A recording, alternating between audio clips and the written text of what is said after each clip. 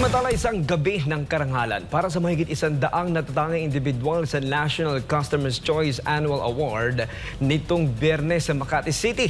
Isa sa mga hinirang na pinakamahusay ang Patok Show ng Sunshine Radio DZAR 1026. Ano ang dahilan sa likod ng prestiyosong pagkilalang ito? Alamin natin sa balita ni Cherry Light.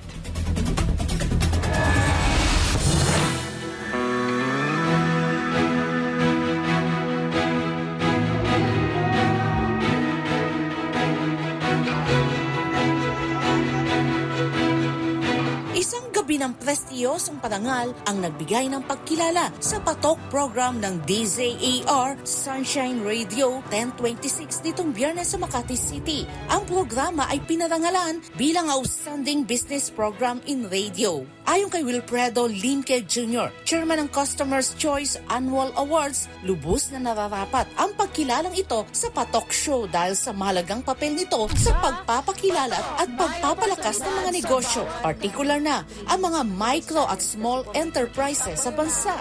Well, Patok has been promoting different businesses, especially mga SMEs. Itong mga to, kailangan ng branding promotion. And you are one of the platforms na kung saan pinapakita natin kung anong meron at anong mga produkto at mga serbisyo na binibigay natin na hindi natin nakikita palagi sa mainstream. Una-una sa lahat, all glory belongs to the Almighty Father, our God. Especially, itong lahat po ay hindi mangyayari kung wala po talaga siya, and He is the owner of every talent that we have and every blessing. And also, thank you for all our loyal supporters and also to our viewers na lagi pong nakatutok dyan sa Patok sa DZAR 1026 at nakikinig po sa mga inspiring program like this, kagaya po ni Pastor Polo C. Kibuloy that keeps on giving or inspiring a lot of people all over the world, not just Filipinos. Maraming salamat po.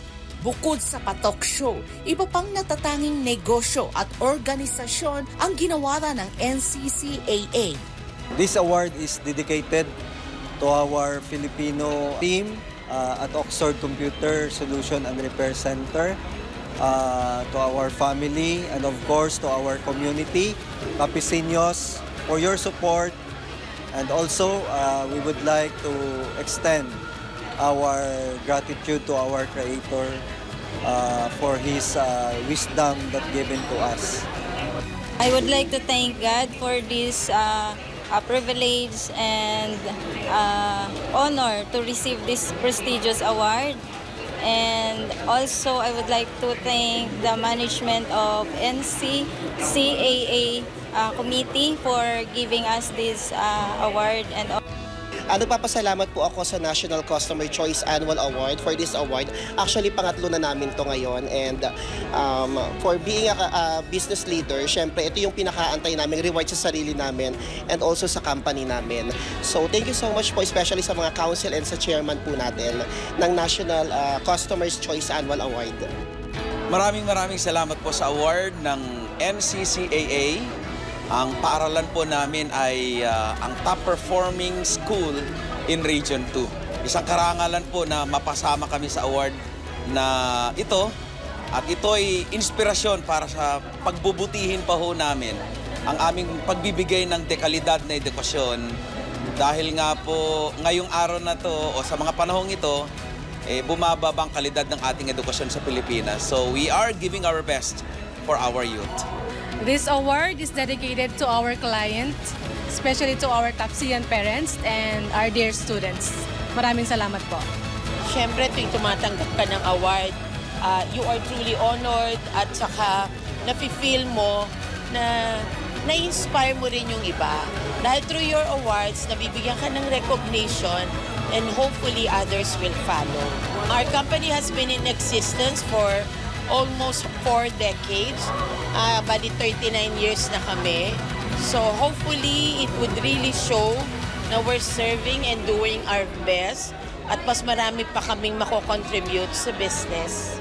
Ang National Customer's Choice Annual Award o NCCAA ay isang prestiyosong pagkilala sa mga kumpanyang nagbibigay ng natatanging serbisyo sa kanilang mga customer. Ang mga awardees ay pinipili batay sa kanilang kahusayan sa customer satisfaction at iba pang mahalagang aspeto ng serbisyo. Ayon kay Limke, ang NCCAA Awards ay ginaganap 3 hanggang 4 na beses sa isang taon upang bigyang pugay ang mga negosyong nagpapamalas ng kahusayan.